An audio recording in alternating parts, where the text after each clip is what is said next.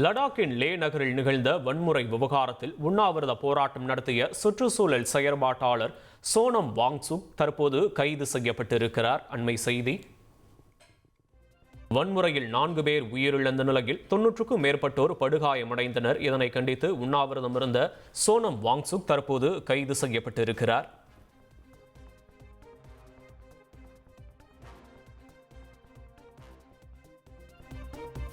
வன்முறை நடந்து 2 நாட்களுக்கு பிறகு தற்போது ஆர்வலர் சோனம் வாங்சுக் கைது செய்யப்பட்டிருக்கிறார். சோனம் வாங்சுக் வெளிநாட்டிலிருந்து நிதி பெற ஏற்கனவே மத்திய அரசு தடை விதித்திருந்த நிலையில் தற்போது கைது செய்யப்பட்டிருக்கிறார். கூடுதல் விவரங்களை செய்தியாளர் வெங்கடேஷன் வழங்க கேட்போம். வெங்கடேஷன் வணக்கம். தற்போது இந்த கைது நடவடிக்கை குறித்த கூடுதல் விவரங்கள். வெங்கடேஷன் வணக்கம். லடாக் பகுதிக்கு மாநில அந்தஸ்து வழங்க கோரியும் அரசமைப்பு சட்டத்தில் 6வது அட்டவணையில் லடாக்கை சேர்க்க வலியுறுத்தியும் சுற்றுச்சூழல் செயல்பாட்டாளர் சோனம் வாங்சுக் கடந்த 2 வாரங்களுக்கு மேலாக உண்ணாவிரதம் மேற்கொண்டு வந்த நிலையில் அவரது போராட்டத்திற்கு ஆதரவளிக்கும் வகையில் லடாக்கில் நேற்று முழு அடைப்பு போராட்டத்திற்கு லே அபெக்ஸ் பாடி என்ற அமைப்பு அழைப்பு விடுத்திருந்தது.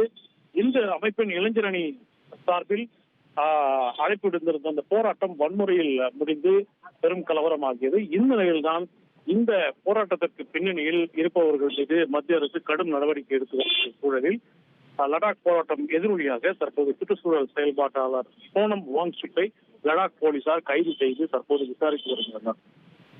விவரங்களுக்கு நன்றி வெங்கடேஷன். இனி செல்லும் இடமெல்லாம் செய்தி.